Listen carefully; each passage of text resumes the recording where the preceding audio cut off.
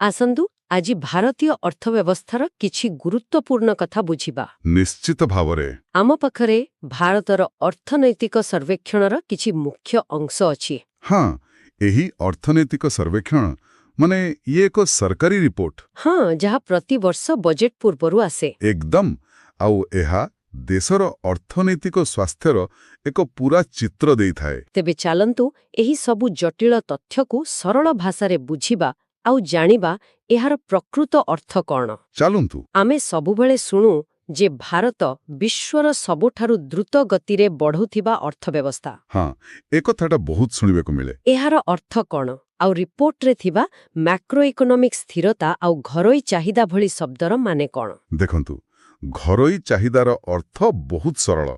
ଦେଶ ଭିତରେ ଆମେ ସବୁ ଲୋକ ଯାହା ଜିନିଷପତ୍ର କିଣୁଛେ ବା ସେବା ବ୍ୟବହାର କରୁଛେ, ମାନେ ଆମର ନିଜର ଚାହିଦା। ହଁ, ଆମ ନିଜର ଚାହିଦା। ଯେତେବେଳେ ଏହା ମଜବୁତ ଥାଏ, ବାହାର ଦୁନିଆରେ ଯାହା ବି ହଉ, ଆମ ଅର୍ଥବ୍ୟବସ୍ଥା ସ୍ଥିର ରହେ। ଆଚ୍ଛା, ଏହାକୁ ହିଁ ମ୍ୟାକ୍ରୋ ଇକୋନୋମିକ୍ ସ୍ଥିରତା କୁହାଯାଏ। ବୁଝିଲି। ତେବେ ଆସନ୍ତୁ ସିଧା ଜିଡିପି କଥାକୁ। ଏଇ ସଂଖ୍ୟାଗୁଡ଼ିକ କ'ଣ କହୁଛି? ଜିଡିପି ବା ମୋଟ ଘରୋଇ ଉତ୍ପାଦ ହେଉଛି ଏ ଦେଶ ଭିତରେ ଉତ୍ପାଦିତ ସବୁ ଜିନିଷ ଆଉ ସେବାର ମୋଟ ମୂଲ୍ୟ। ତେବେ ରିପୋର୍ଟ ଅନୁସାରେ 2024-25 ପାଇଁ ଅଭିବୃଦ୍ଧି 6.5% ରହିବ ବୋଲି ଅନୁମାନ କରାଯାଉଛି। 6.5%, ଠିକ୍ ଅଛି। କିନ୍ତୁ ତାଠୁ ବି ବଡ଼ କଥା ହେଉଛି 2025-26 ପାଇଁ ଏହା 7.4% ରହିବାର ଆକଳନ କରାଯାଇଛି। ବାଃ, ମାନେ ଅଭିବୃଦ୍ଧିର ଗତି ବଢ଼ୁଛି। ଏକଦମ। ଏହା ଏକ ବହୁତ ସକାରାତ୍ମକ ସଂକେତ। କିନ୍ତୁ ଏଇ ଅଭିବୃଦ୍ଧି ସାଧାରଣ ଲୋକଙ୍କୁ କିପରି ପ୍ରଭାବିତ କରେ? ମୁଣ୍ଡପିଛା ଆୟ ବା ପର କ୍ୟାପିଟା ଇନକମ୍ ବିଷୟରେ କ'ଣ ଖବର? ଏହା ତ ସିଧାସଳଖ ଲୋକଙ୍କ ସହ ଜଡ଼ିତ। ଦେଶର ମୋଟ ଆୟକୁ ଯେତେବେଳେ ମୋଟ ଜନସଂଖ୍ୟାରେ ଭାଗ କରାଯାଏ, ସେତେବେଳେ ମୁଣ୍ଡପିଛା ଆୟ ମିଳେ। ହଁ, ରିପୋର୍ଟ କହୁଛି ଏହା ପ୍ରାୟ 2.05 ଲକ୍ଷ ଟଙ୍କାରୁ ବଢ଼ି 2.20 ଲକ୍ଷ ଟଙ୍କା ହୋଇଛି। ଓହୋ, ଏହାର ସିଧା ଅର୍ଥ ହେଲା ଲୋକଙ୍କ ଜୀବନଶୈଳୀରେ ଉନ୍ନତି ଆସୁଛି। ହଁ, ହାରାହାରି ଭାବରେ ଲୋକଙ୍କ କ୍ରୟଶକ୍ତି ବଢ଼ୁଛି। ଠିକ୍। ତେବେ ଅର୍ଥବ୍ୟବସ୍ଥାକୁ ଭଲ ଭାବରେ ବୁଝିବା ପାଇଁ ତାକୁ ବିଭିନ୍ନ କ୍ଷେତ୍ରରେ ଭାଗ କରାଯାଏ। ହଁ, ଯେମିତି କୃଷି, ଶିଳ୍ପ, ସେବା। ଏଠାରେ ଜିଭିଏ ଶବ୍ଦର ବ୍ୟବହାର ହୋଇଛି। ଏହି ଜିଭିଏ ଆଉ ଜିଡିପି ଭିତରେ ଫରକ କ'ଣ? ଜିଭିଏ ମାନେ ମୋଟ ମୂଲ୍ୟ ଯୋଗ। ଏହା ଅର୍ଥବ୍ୟବସ୍ଥାର ଉତ୍ପାଦନ ଦିଗକୁ ମାପେ। ଉତ୍ପାଦନ ଦିଗ ମାନେ କେଉଁ କ୍ଷେତ୍ର କେତେ ଉତ୍ପାଦନ କରୁଛି। ସରଳ ଭାବରେ ଜିଡିପି ହେଉଛି ଜିଭିଏ ସହିତ ଟ୍ୟାକ୍ସକୁ ମିଶାଇବେ ଆଉ ସବସିଡିକୁ ବାଦ ଦେଲେ ଯାହା ହେବ। ଆଚ୍ଛା, ତେଣୁ କ୍ଷେତ୍ରଗୁଡ଼ିକର ପ୍ରଦର୍ଶନ ଜାଣିବାକୁ ଜିଭିଏ ଦେଖିବାକୁ ପଡ଼ିବ। ବିଲକୁଲ। ତାହେଲେ ପ୍ରଥମେ କୃଷି କ୍ଷେତ୍ରକୁ ଦେଖିବା। ଏହାର ଅଭିବୃଦ୍ଧି 4.6%ରୁ 3.1%କୁ କମିଯାଇଛି। ଏହାର କାରଣ କ'ଣ? ହଁ, ସଂଖ୍ୟାଟା ଟିକେ କମ୍ ଲାଗୁଛି। କିନ୍ତୁ ଏହାର ଗୋଟେ ମୁଖ୍ୟ କାରଣ ହେଉଛି ବେସ୍ ଇଫେକ୍ଟ। ବେସ୍ ଇଫେକ୍ଟ? ହଁ, ଯଦି ପୂର୍ବ ବର୍ଷ ପ୍ରଦର୍ଶନ ବହୁତ ହି ଭଲ ହୋଇଥାଏ, ତା ତୁଳନାରେ ପରବର୍ତ୍ତୀ ବର୍ଷ ଅଭିବୃଦ୍ଧି ହାର ଟିକେ କମ୍ ଦେଖାଯାଏ। ଓହୋ, ବୁଝିଲି। ମାନେ ପୂର୍ବବର୍ଷ 4.6% ବହୁତ ଅଧିକ ଥିଲା। ଏକଦମ। ତା ଛଡ଼ା କୃଷି କ୍ଷେତ୍ର ତ ସବୁବେଳେ ମୌସୁମୀ ଆଉ ଅନ୍ୟ କାରଣ ଯୋଗୁଁ ଟିକେ ଅସ୍ଥିର ରହେ। ଠିକ୍ ଅଛି। ଏବେ ଶିଳ୍ପ କ୍ଷେତ୍ର। ଏଠାରେ ତ ଖୁସି ଖବର, ଅଭିବୃଦ୍ଧି 6.2%ରୁ 7.0%କୁ ବଢ଼ିଛି। ହଁ, ଏହା ନିଶ୍ଚିତ ଭାବରେ ଏକ ଭଲ ଖବର। ଶିଳ୍ପ କ୍ଷେତ୍ରରେ କ'ଣ ସବୁ ଆସୁଛି? ଏହା ଭିତରେ ଉତ୍ପାଦନ ମାନେ ମ୍ୟାନୁଫ୍ୟାକ୍ଚରିଂ, ନିର୍ମାଣ, ଖଣି ଏସବୁ ଆସେ। ଆଉ ଏହି କ୍ଷେତ୍ର ବଢ଼ିଲେ ନିଯୁକ୍ତି ସୁଯୋଗ ବଢ଼େ। ହଁ, ଏହାର ସିଧା ପ୍ରଭାବ ନିଯୁକ୍ତି ଉପରେ ପଡ଼େ। କିନ୍ତୁ ସେବା କ୍ଷେତ୍ର, ଏହା ତ ଆଶ୍ଚର୍ଯ୍ୟ କରିଦେଲା। 7.2%ରୁ ସିଧା 9.1%। ହଁ, ସେବା କ୍ଷେତ୍ରର ପ୍ରଦର୍ଶନ ଏଥର ଅତୁଳନୀୟ। ଏହା ଭାରତୀୟ ଅର୍ଥବ୍ୟବସ୍ଥାର ମୁଖ୍ୟ ଚାଳକ ହୋଇଗଲାନି ବୋଧେ? କହିପାରିବେ, କାରଣ ଏହା ଭିତରେ ଆଇଟି, ବ୍ୟାଙ୍କିଂ, ପର୍ଯ୍ୟଟନ, ଯୋଗାଯୋଗ ଏମିତି ଅନେକ ବଡ଼ ବଡ଼ କ୍ଷେତ୍ର ଆସେ। ଆଚ୍ଛା, ଆଉ ଏହା ଅର୍ଥବ୍ୟବସ୍ଥାର ସବୁଠୁ ବଡ଼ ଅଂଶ। ତେଣୁ ଏହାର ଦ୍ରୁତ ଅଭିବୃଦ୍ଧି ସାମଗ୍ରିକ ଜିଡିପି ବୃଦ୍ଧିରେ ମୁଖ୍ୟ ଭୂମିକା ନେଉଛି। ଠିକ୍। ଏବେ ଆସନ୍ତୁ ସରକାରଙ୍କ ଆୟ-ବ୍ୟୟ ବିଷୟରେ କଥା ହେବା। ରାଜକୋଷୀୟ ନିଅଣ୍ଟ ବା ଫିସ୍କାଲ ଡେଫିସିଟ୍ କ'ଣ? ସରଳ ଭାଷାରେ କହିଲେ ରାଜକୋଷୀୟ ନିଅଣ୍ଟ ହେଉଛି ସରକାରଙ୍କର ମୋଟ ଆୟ ଆଉ ମୋଟ ଖର୍ଚ୍ଚ ଭିତରେ ଥିବା ପାର୍ଥକ୍ୟ। आउ रिपोर्ट कहूछि एहा 3.2% रु 2.8% को कमिछि तबे एहा एक भल संकेत। बहुत भल संकेत। एहार अर्थ हेउछि सरकारंकर आर्थिक अवस्था मजबूत होउछि। ठीक आउ सरकारी खर्च कथा कहिले पुंजीगत व्यय बा कैपिटल एक्सपेंडिचर कोन देखंतु खर्च दुई प्रकारर गोटे हेला राजस्व व्यय जेमिति कि दरमा पेंशन दैनंदिन खर्च एक्जाक्टली किंतु पुंजीगत व्यय होउछि भित्तिभूमि उपर खर्च जेमति रास्ता पोलो स्कूल हॉस्पिटल तयारी करबा आउ एही खर्च बढ़िछि। हाँ बहुत बढ़िछि। एहा जीडीपी रो 2.7% रु बढ़ी एबे प्राय 4% होइछि। ता माने भविष्यत पई निवेश करा जाउछि। बिल्कुल एही खर्चर लाभ दीर्घ समय धरि मिले। एठारे सास्ची विषय रे मध्य किछि कुहा जाइछि। हाँ पुंजी निवेश पई राज्यगुड़िकु स्वतंत्र सहायता एथरे केंद्र सरकार राज्यमानंकु काहेकि सहाय्य करंती कारण देशर सामग्रिक विकास पई सबु राज्यर विकास जरूरी। ठीक तेणु एही योजना माध्यमरे केंद्र राज्यमानंकु भित्तिभूमि तयारी पई आर्थिक सहायता दिए आउ एहा मध्य जीडीपी रो 2.4%। बहुत बड़ परिमाण। तेबे एबे टिकस विषय कथा हेबा। हाँ आयकर रिटर्न बा आईटीआर दाखलकारीଙ୍କ संख्या 6.9 कोटी रु बढ़ी 9.2 कोटी होइछि। एहार महत्व कोन? एहार महत्व बहुत। प्रथम कथा एहा सरकारଙ୍କ राजस्व बढ़ाई। हाँ सेटा तो अच्छी किंतु ताठू बड़ कथा हेला एहा दर्शाउछि जे अधिकरु अधिक लोक टिकस परिसर को आसुछंती जाहाकु टिकस आधारर संप्रसारण कुहा जाए। एकदम आउ एहा अर्थव्यवस्थार औपचारिकीकरण बा फॉर्मालाइजेशन रो संकेत। जीएसटी संग्रह मध्य 17.4 लक्ष कोटी टंकारे पहुंचिछि। हाँ एवं एथिरे 6.7% वृद्धि घटिछि।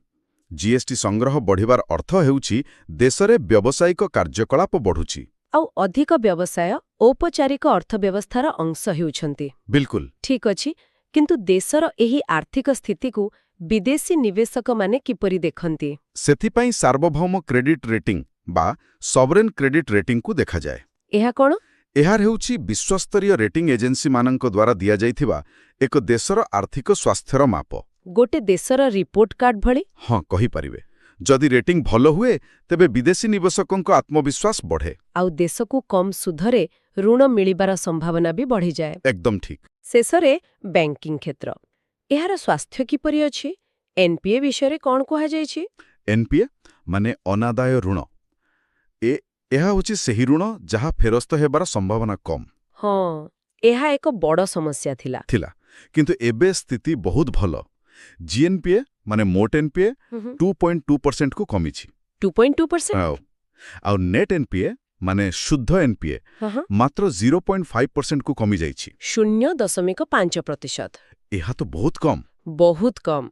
एहार अर्थ हेउछि आम देशर बैंक गुड़िक वर्तमान बहुत मजबूत आउ सुरक्षित स्थिति रे अछंती। परंतु आरंभ करिबा बाहरीय क्षेत्र बा एक्सटर्नल सेक्टर रु। रिपोर्ट रे प्रथमे ही लेखा अछि जे एहा बहुत रेजिलिएंट बा सुदृढ़ अछि। ए शब्दटा तो सुनिबाकू भल लागुछि किंतु एहार प्रकृत अर्थ कोन? हाँ एटा बहुत भल प्रश्न। देखंतु रेजिलिएंट रो अर्थ हैला माने बाहर दुनिया रे जिते समस्या चलिले भी जेमिति कि युद्ध किंबा आर्थिक मांदावस्था आम अर्थनीति निज गोड़रे ठिया होई पारुछि। एकदम आउ एहारु सबुठारु बड़ प्रमाण हेउछि आमर रप्तानी माने एक्सपोर्ट्स। 2005 रे विश्वर सामग्री रप्तानी रे आमर भाग मात्र 1% थिला। मात्र 1%? हाँ आउ आजि सेटा 1.8% रे पहुंचिछि। एहा तो 2 गुणा पाखापाखी। किंतु मु सुनिछि जे सामग्री ठारू अधिका आमे सेवा बा सर्विसेज रप्तानी रे आगुआ। आपण एकदम ठीक कथा धरुछंती। एइठी ही प्रकृत कहानी अछि। सेवा क्षेत्र रे 2005 रे आमर विश्व बजार रे अंश थिला 2%। आउ एबे होछि 4.3%। एहार अर्थ कोन बुझिले? भारत एबे केवल दुनियार कारखाना हेबाकू चेष्टा करू नाही बरं दुनियार बैक ऑफिस बा ब्रेन हब पाल्टी सारिलाणी। सठिक कहले। आमर मोट $825 बिलियन रप्तानी रु प्राय $388 बिलियन केवल सेवा क्षेत्र रु आसुची। वाह एहा तो प्राय अधा अधे। आउ एही बाह्य क्षेत्र रे आउ एक बड़ संख्या मु देखुची रेमिटेंस $135.4 बिलियन। एहा कुटिके सरल भाषा रे बुझाइबे कि? निश्चय माने आमर समस्तंकर केही ना केही सांगो बा संपर्कीय दुबई अमेरिका रे काम करंती नुई कि? हाँ निश्चय। सेमाने जतेबेले निज परिश्रमर टंका घर को पठांती सेइटा ही होची रेमिटेंस। ଓହୋ ଆଚ୍ଛା। ଆଉ ଯେତେବେଳେ ଏହି ଛୋଟ ଛୋଟ ପରିମାଣକୁ ଏକାଠି କରାଯାଏ, ଏହା $135 ବିଲିୟନ ଏକ ବିଶାଳ ପାହାଳ ପରି ହୋଇଯାଏ। $135 ବିଲିୟନ। ଏହା ତ ଅନେକ ଛୋଟ ଦେଶର ମୋଟ ଜିଡିପି ଠାରୁ ବି ବେଶୀ। ଏକଦମ। ଆଉ ଭାରତ ଏହି ମାମଲାରେ ସାରା ଦୁନିଆରେ 1 ନମ୍ବର। ଏହା କେବଳ ଏକ ସଂଖ୍ୟା ନୁହେଁ, ଏହା ଭାରତର ଗ୍ରାମୀଣ ଅର୍ଥନୀତିରେ ଏକ ସମାନାନ୍ତର ଇଞ୍ଜିନ ଭଳି କାମ କରେ। ମାନେ ଯୋଉଠି ସରକାରୀ ଯୋଜନା ପହଞ୍ଚି ପାରି ନାହିଁ। ହଁ, ସେଠାରେ ଏହି ଟଙ୍କା ହିଁ ଲକ୍ଷ ଲକ୍ଷ ପରିବାରର ଶିକ୍ଷା, ସ୍ୱାସ୍ଥ୍ୟ ଏବଂ ଛୋଟ ବ୍ୟବସାୟର ମେରୁଦଣ୍ଡ ସାଜେ। ଆପଣ କହୁଥିଲେ ଯେ ରେମିଟେନ୍ସ ଆମ ବୈଦେଶିକ ମୁଦ୍ରା ଭଣ୍ଡାରକୁ ମଜବୁତ କରୁଛି। ରିପୋର୍ଟ କହୁଛି ଆମ ପାଖରେ $701.4 ବିଲିୟନ ଫରେକ୍ସ ରିଜର୍ଭସ୍ ଅଛି। ଏହାକୁ ଆମ ଅର୍ଥନୀତିର ସୁରକ୍ଷା କବଚ କୁହାଯାଉଛି। ହଁ, ଏହାକୁ ଆପଣ ଗୋଟିଏ ପରିବାରର ଏମର୍ଜେନ୍ସି ଫଣ୍ଡ ସହ ତୁଳନା କରିପାରିବେ। 90 ଦଶକରେ ଆମ ଅବସ୍ଥା ଏତେ ଖରାପ ଥିଲା ଯେ ଆମକୁ ନିଜ ସୁନା ବନ୍ଧକ ରଖିବାକୁ ପଡ଼ିଥିଲା। ହଁ, ମାନେ ଅଛି ସେ କଥା। ସେଠାରୁ ଆଜି $700 ବିଲିୟନ ଭଣ୍ଡାର। ଏହା ଏକ ଅବିଶ୍ୱାସନୀୟ ଯାତ୍ରା। ଏହାର ଅର୍ଥ ହେଉଛି, ଯଦି କୌଣସି କାରଣର ଆମର ରପ୍ତାନି ପୁରା ବନ୍ଦ ହୋଇଯାଏ, ତଥାପି ଆମେ ଆଗାମୀ 11 ମାସ ପାଇଁ ଆବଶ୍ୟକୀୟ ଜିନିଷ ଆମଦାନୀ କରିପାରିବା। ହଁ, ଯେମିତିକି ପେଟ୍ରୋଲ, ଡିଜେଲ କିମ୍ବା ମେସିନ, ଏହା ଆମକୁ ଆତ୍ମନିର୍ଭରଶୀଳ କରେ। ତେବେ ଏହି ରେମିଟାନ୍ସ ଆଉ ବିଶାଳ ବୈଦେଶିକ ମୁଦ୍ରା ଭଣ୍ଡାର ଏ ଦୁଇଟାକୁ ମିଶେଇ ଦେଖିଲେ ଏହାର ଅର୍ଥ କ'ଣ ଏହା ଯେ ଯଦି ଆଗକୁ ଆଉ ଏକ ବିଶ୍ୱସ୍ତରୀୟ ଆର୍ଥିକ ସଙ୍କଟ ଆସେ, ଭାରତ ସେତେ ବିପଦରେ ପଡ଼ିବ ନାହିଁ? ବହୁତ ମାତ୍ରାରେ ଏହା ସତ। କାରଣ ଏହା ସହିତ ଆଉ ଗୋଟିଏ ଭଲ ସଂକେତ ହେଉଛି ଆମର ଚଳନ୍ତି ଖାତା ନିଅଟ ବା କରେଣ୍ଟ ଆକାଉଣ୍ଟ ଡେଫିସିଟ୍, ଯାହାକୁ CAD କୁହନ୍ତି। ଆଚ୍ଛା। ସେଇଟା ମାତ୍ର GDPର 1.3% ରହିଛି। ମାନେ ଆମେ ବିଦେଶରୁ ଯେତିକି କମାଉଛୁ ଆଉ ଯେତିକି ଖର୍ଚ୍ଚ କରୁଛୁ, ତା ଭିତରେ ଫରକ ବହୁତ କମ୍। ଠିକ୍ ଅଛି। ତେବେ ବାହାର ଦୁନିଆ ସହ ଆମ ସମ୍ପର୍କ ମଜବୁତ ଅଛି, କିନ୍ତୁ ଘର ଭିତରର ଅବସ୍ଥା କ'ଣ? ଏହି ବିଶ୍ୱାସର ପ୍ରଭାବ କ'ଣ ଆମ ଦେଶ ଭିତରର ପୁଞ୍ଜିନିବେଶରେ ଦେଖିବାକୁ ମିଳୁଛି? ମୁଁ FDI କଥା କହୁଛି। ନିଶ୍ଚିତ ଭାବରେ। ଯେତେବେଳେ ବାହାର ଲୋକ ଆପଣଙ୍କ ଘର ଉପରେ ଭରସା କରନ୍ତି, ସେମାନେ ଟଙ୍କା ଲଗାନ୍ତି। ଏପ୍ରିଲ-ନଭେମ୍ବର 2025 ଭିତରେ ଭାରତକୁ $64.7 ବିଲିୟନ FDI ଆସିଛି। $64.7 ବିଲିୟନ। ହଁ, ଆଉ ଏହା ଶେୟାର ବଜାରର ଟଙ୍କା ଭଳି ନୁହେଁ, ଯାହା ଆଜି ଆସିବ କାଲି ଚାଲିଯିବ। ଏହା ହେଉଛି ଲଙ୍ଗ୍ ଟର୍ମ ଇନଭେଷ୍ଟମେଣ୍ଟ। କିନ୍ତୁ ଏଥିରେ ଗୋଟିଏ କଥା ମୋତେ ଟିକେ ଚିନ୍ତାରେ ପକାଉଛି। ରିପୋର୍ଟ କହୁଛି ଯେ ଏହି FDIର ପ୍ରାୟ 80% କେବଳ ସେବା କ୍ଷେତ୍ରକୁ ଯାଉଛି।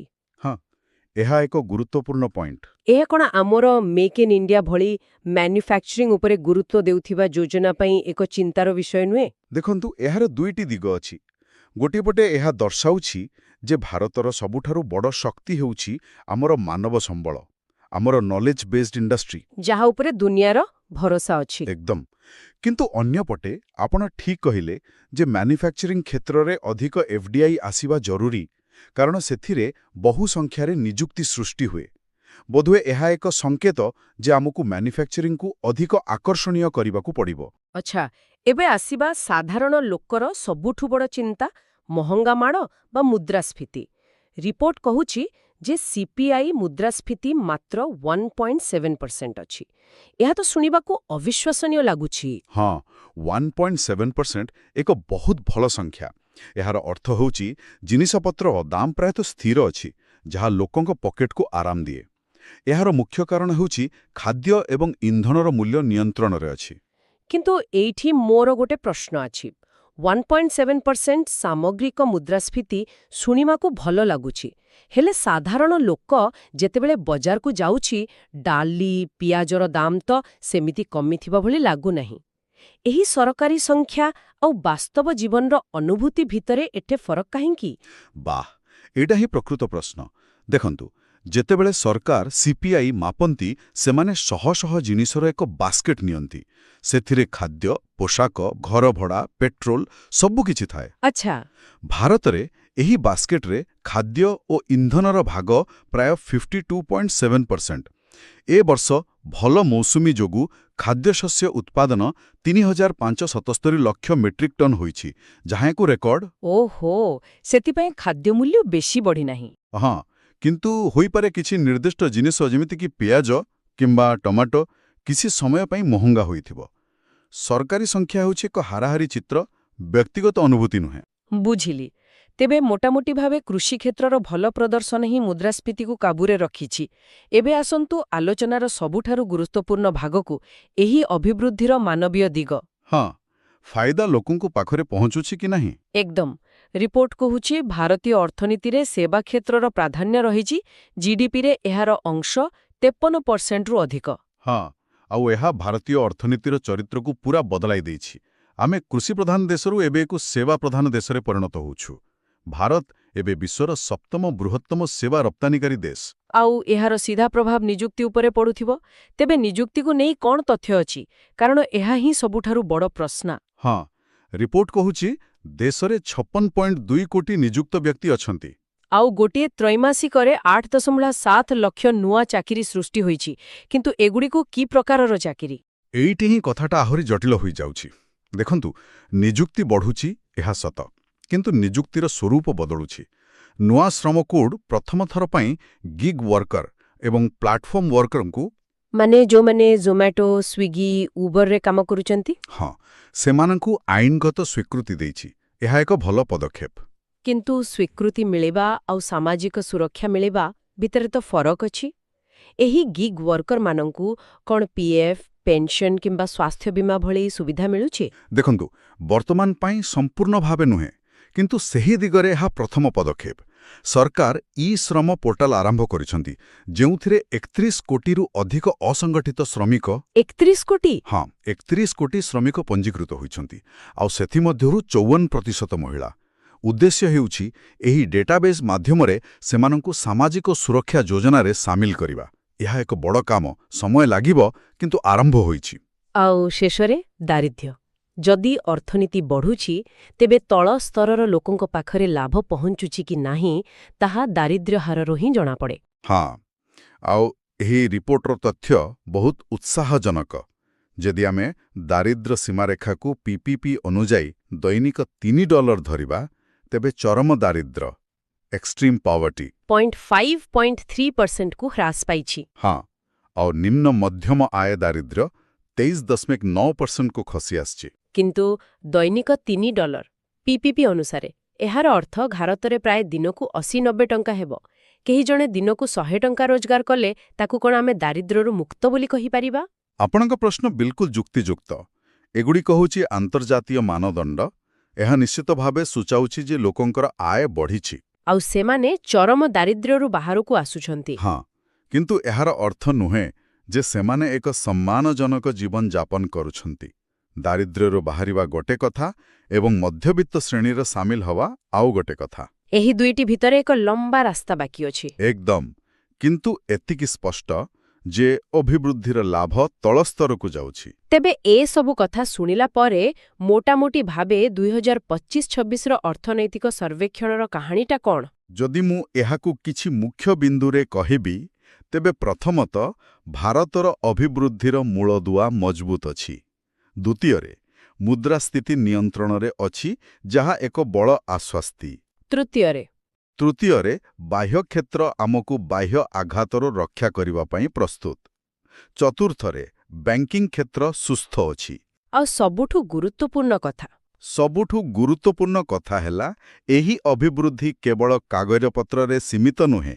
ଏହା ନିଯୁକ୍ତି ସୃଷ୍ଟି କରୁଛି ଏବଂ ଲୋକଙ୍କୁ ଦାରିଦ୍ର୍ୟରୁ ବାହାର କରୁଛି, ଯଦିଓ ରାସ୍ତା ଆହୁରି ଲମ୍ବା। ଅର୍ଥାତ୍ ଆମେ କହିପାରିବା ଯେ ଭାରତୀୟ ଅର୍ଥନୀତିର ଇଞ୍ଜିନ୍ ଠିକ୍ ଭାବରେ ଚାଲୁଛି, କିନ୍ତୁ ଗାଡ଼ିର ସ୍ପିଡ୍ ଆହୁରି ବଢ଼ାଇବାକୁ ପଡ଼ିବ। ଏକଦମ ସଠିକ୍ ସାରାଂଶ। କିନ୍ତୁ ଏହି ଆଲୋଚନା ଶେଷରେ ମୁଁ ଶ୍ରୋତାଙ୍କ ପାଇଁ ଗୋଟିଏ ପ୍ରଶ୍ନ ଛାଡ଼ିଯିବାକୁ ଚାହିଁବି। ହଁ, ନିଶ୍ଚୟ। ଆମେ ଦେଖିଲେ ଯେ ଆମ ଅର୍ଥନୀତିର ସବୁଠାରୁ ବଡ଼ ଶକ୍ତି ହେଉଛି ସେବା କ୍ଷେତ୍ର। କିନ୍ତୁ ବର୍ତ୍ତମାନ ଆର୍ଟିଫିସିଆଲ ଇଣ୍ଟେଲିଜେନ୍ସ ବା AI ଏବଂ ଅଟୋମେସନର ଯୁଗ ଆସୁଛି। ଯେଉଁ କୋଡିଂ, କଲ୍ ସେଣ୍ଟର ବା IT ସେବା ଆମର ଶକ୍ତି ଥିଲା, ସେଗୁଡ଼ିକୁ AI ବହୁତ ସହଜରେ କରିପାରିବ। ଏହା ତ ଏକ ବଡ଼ ଚିନ୍ତାର ବିଷୟ। ତେବେ ପ୍ରଶ୍ନ ହେଉଛି, ଭବିଷ୍ୟତରେ ଏହି ସେବାର ସ୍ୱରୂପ କ'ଣ ହେବ?